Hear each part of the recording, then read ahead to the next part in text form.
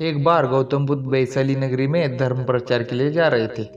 जब वे नगरी के बीचों बीच से गुजर रहे थे तो उन्होंने देखा कि कुछ सैनिक तेजी से भागते हुए एक लड़की का पीछा कर रहे हैं। वो डरी हुई लड़की एक कुएं के पास जाकर खड़ी हो गई। वो हाफ रही थी और प्यासी भी थी।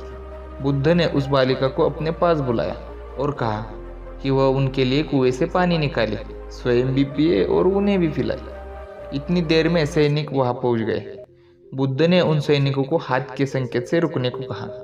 उनकी बात पर वह कन्या कुछ झेपती हुई बोली, महाराज, मैं एक अछूत कन्या हूँ। मेरे कुएं से पानी निकालने पर जल दूषित हो जाएगा। बुद्ध ने उससे फिर कहा, पुत्री, बहुत जोर की प्यास लगी है, पहले तुम पानी पिलाओ। इतने में वैशाली के राजा भी वहां पहुंच गए। उन्होंने बुद्ध को नमन किया और सोने की बर्तन में केवड़े और गुलाब का सुगंधित पानी पीने को पेश किया, लेकिन बुद्ध ने उसे लेने से इनकार कर दिया। बुद्ध ने एक बार फिर बालिका से अपनी बात दोहराई। इस बार बालिका ने साहस बटोरकर कुएं से पानी निकालकर स्वयं भी पिया और गौतम बुद्ध को भी पिलाया। पानी पीने के बाद बुद्ध ने बालिका से भय का कारण पूछा। कन्या ने बताया, मुझे संयोग से राजा के दरबार में गाने का अवसर मिला था। राजा ने मेरे गीत सुनकर मुझे अपने गले की माला पुरस्कार में दे दी, लेकिन उन्हें किसी ने बताया कि मैं एक अछूत कन्या हूँ।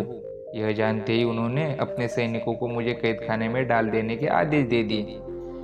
मैं किसी तरह उनसे बचकर यहाँ तक पहुंची थी कि आप मिल गए। उस पर बुद्ध ने कहा, सुनो राजन, मैं चाहता हूँ कि आप मेरी इस बात को हमेशा याद रखिए।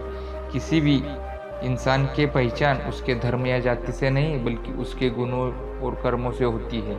जिस बालिका के मधुर कंठ से निकले गीत का आपने आनंद उठाया, उससे पुरस्कार दिया। जिसके कार्य उतने अच्छे हैं, वह अछूत हो ही नहीं सकती।